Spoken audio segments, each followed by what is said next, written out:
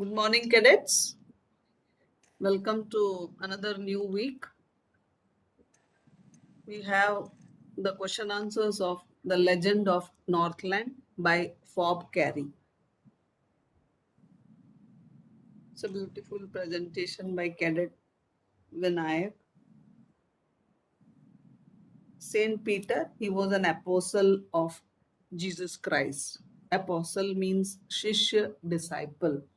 Provoke means to create a situation and make somebody angry. Provoke. First, we'll have the textual question answers.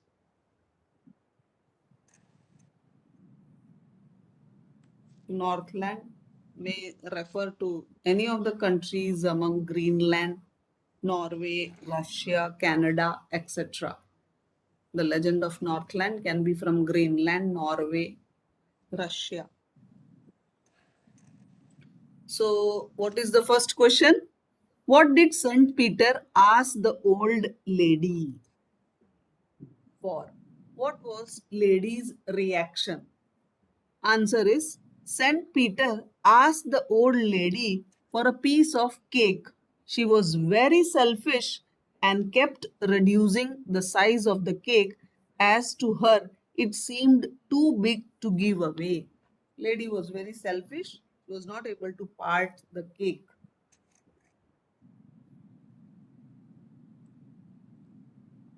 How did he punish her? He cursed her to become a woodpecker as a punishment for being selfish.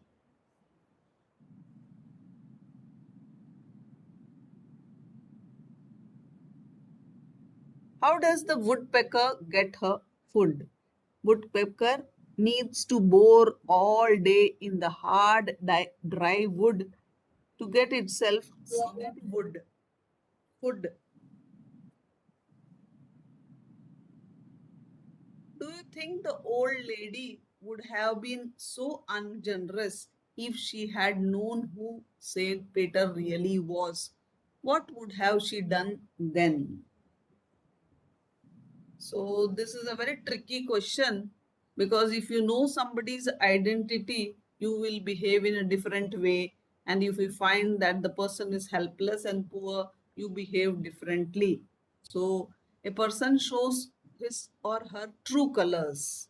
So actually, if you are generous, you will help anybody and everybody. But if you are an opportunist, then this will happen as she did because she did not know that that was Saint Peter's, an apostle of Jesus Christ. I don't think the old lady would have been so ungenerous if she had known who Saint Peter really was. She would have given him a large piece of cake she could have so as to please him in order to get rewarded. So she has shown her true colors.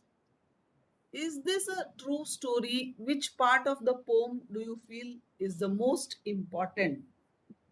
No, this is not a true story because the name of the poem is it's a legend, folk tales, which in Northland it is carried from generation to generation so as to make the people learn many values in life, that is, don't be greedy, don't be selfish. We also have many Panchatantra stories in India which teaches moral. Vishnu Sharma's aim to write the Panchatantra was to give morals and values. So, in the same way, this story is also not true, it's just a legend. The part of the poem that, according to me, is a personal question cadets can answer in their own way, which has appealed them, is the most important, and he said, you are far too selfish to dwell in a human form, to have both food and shelter. So you are not fit to become a human being, and you have been blessed with food and shelter, still you are so greedy and selfish. This shows that we must do things for humanity as we are capable of doing so in human form. God has blessed us to become a human being, then we should become a good human being. We should have gratitude for having food, shelter, and fire. We should be generous to people. What is a legend? Why is this poem called a legend? The legend is a folklore that is believed to be true by tellers and listeners, but it has not been proved to have happened. It usually imparts some morals or message. This poem is called a legend because it also imparts the message of generosity, selflessness, kindness. Write the story of Legend of Northland in about 10 sentences. So this is a summary of the poem. A legend of Northland, Saint Peter was feeling very hungry and he asked for alms. So he asked for alms from the old lady. He asked if she could give him a piece of cake to eat. The lady was very selfish. She kept reducing the size of the cake as she felt that the size of the cake was too big to be given away as alms. At last, she did not give away any cake to him. St. Peter became impatient and angry, so he cursed her to become a woodpecker. He said that she will also have to bore in dry, hard wood in order to get her food. All her clothes got burnt in the chimney except her red. Until this day, the woodpecker bores whole day along for food and water in the woods.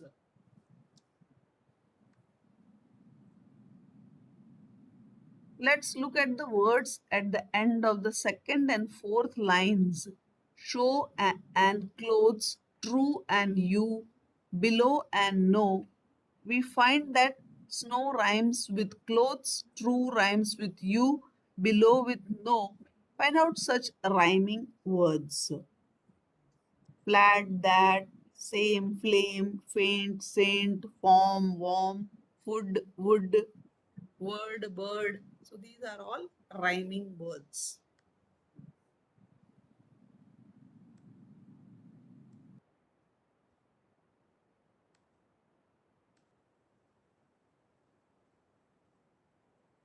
Next, we have value based questions.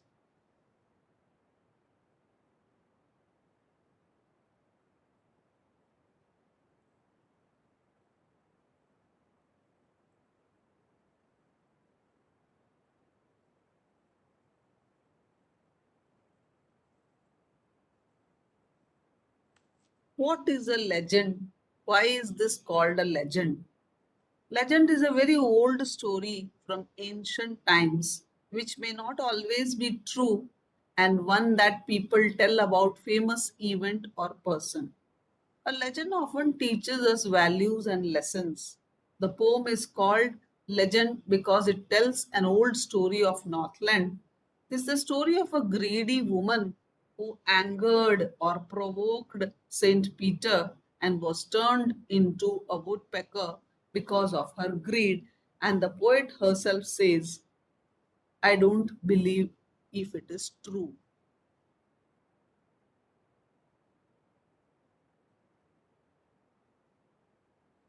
Where does this legend belong to and what kind of country is it? A very fabulous presentation, beautifully made. Thank you, Sushant. The legend belongs to the Northland, an area that would refer to any extremely cold country in Earth's North Polar region, such as Greenland, Russia, Siberia, or even the Scandinavian countries Denmark, Northland, Sweden, Iceland, and Finland. It's a cold place where days are short and nights are long.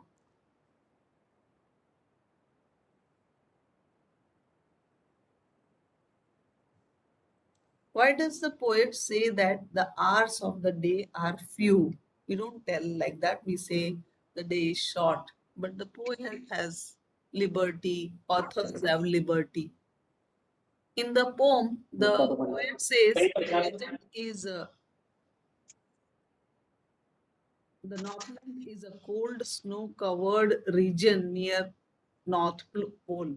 Here, the days are shorter and the nights are longer. As a result, there are few hours in a day.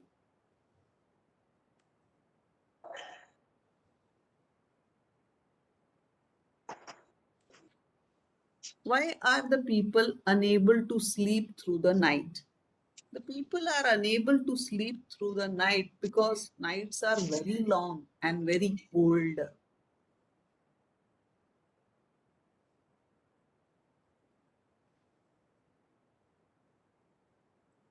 And the children look like bear cubs. What have the children been compared to? Why? Northland is a cold place, so the children have to wear funny furry dresses to protect themselves from cold. These dresses make them look like bear cubs.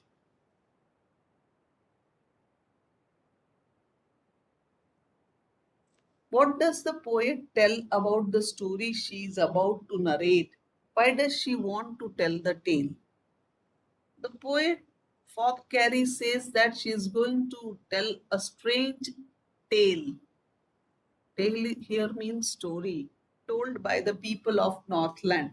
She admits that the story may not be true. Still, she wants to tell the story because it contains a lesson of generosity and philanthropy. So, philanthropy or a philanthropist is a person who loves the mankind, love for human beings.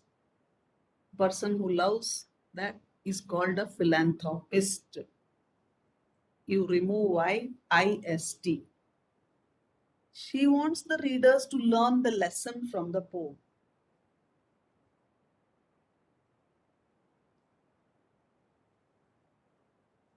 Who came to the woman's house and what did he ask for?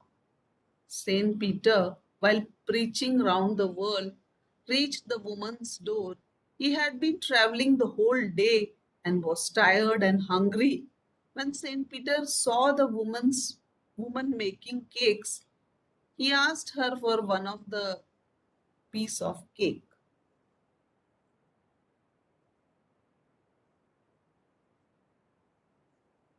Why was Peter tired and hungry? Saint Peter was an apostle of Jesus Christ. He traveled around the land preaching the message of Christ. During the course of his journey, sometimes he did not get food and water. Besides, he had to observe fast also. This often left him tired and hungry.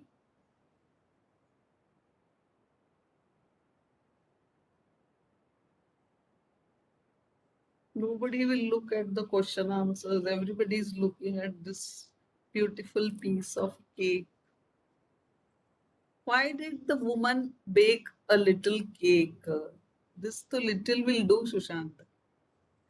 The woman in the poem has been shown as being highly stingy. Stingy is conjuice, miserly, greedy, and mean by nature. Whenever she picked up a cake to give it away, it appeared to be large to give away. Hence, she baked very small cake for Saint Peter that was as thin as a wafer. A lot of thumbs up is coming for this piece of cake. So, a lot of competition for that cake. Why did Saint Peter curse the woman? What did he turn her into? Saint Peter cursed the woman because she had been miserly and selfish. She felt she was not fit to live. He felt she was not fit to live in a human form and enjoy food, shelter, and warmth.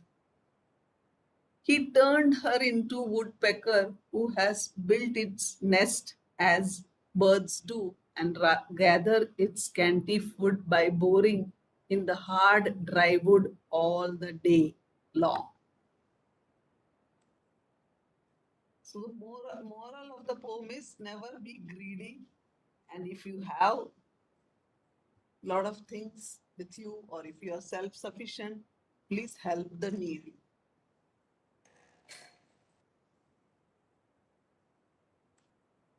It's from Royal Wadiars.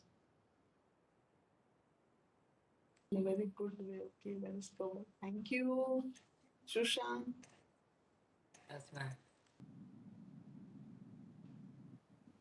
Hello guys, today I'm going to do the book review of Einstein, His Life and Universe. Author of the book is Walter Isaacson. It is a biography written by Walter Isaacson. Einstein, His Life and Universe is an amazing book. It is more like a science book than a biography. This book is combo of his scientific life and his biography. At beginning of the book, the author explains that how Einstein's childhood had shaped him, the difficulties he had faced from the beginning of his life. He had been facing a lot of personal struggles, but later focused on his scientific life. This let him invent the greatest inventions like theory of relativity, gas absorption, heat pump, and etc. He is also a good human being. What I liked in this book. First of all, I liked his humanity. He had written a letter to US President Franklin D. Roosevelt that Germans are building a nuclear weapon to use against USA, even though he was from Germany. He loves to be a free bird.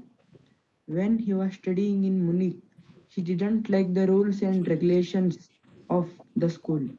So his family decided to move to Milan for his higher studies. This shows that he loves freedom. Here are some famous quotes of Albert Einstein. The world will not be destroyed by those who do evil, but by those who watch them doing anything. Life is like riding a bicycle. To keep your balance, you must keep moving. Once you stop learning, you start dying. There are still many books related to Albert Einstein, like Out of My Later Years, Einstein, His Greatest Mistake, as The World as I See, On the Beam of Light, The Story of Albert Einstein, Subtle is a Lord, The Science and Life of Albert Einstein. This is presented by Cadet Chirag U. Deshnur, roll number 5596, Vijayanagar House, class 9. Thank you.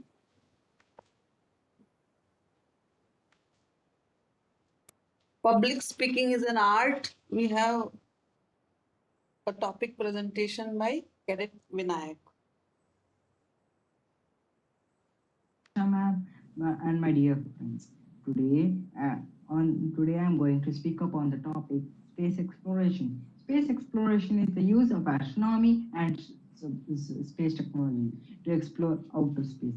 While the exploration of the space is carried out mainly by astronauts with telescopes, it is physical exploration is conducted by both unmanned robotic space probes and human spaceflight. Space exploration is like it's classically from astronomy is one of the main sources of the space science. While the observation of the objects in space is known as astronomy, predates reliable recorded history. It was the development of large, relatively efficient rockets during the mid 20th century that allowed physical exploration to become reality. The first moon landing by the American Apollo 11 mission on 20th July 1969 are often taken as a landmark for the initial period. The human spaceflight Yuri Gagarin and abroad Vostok 1 in 1961.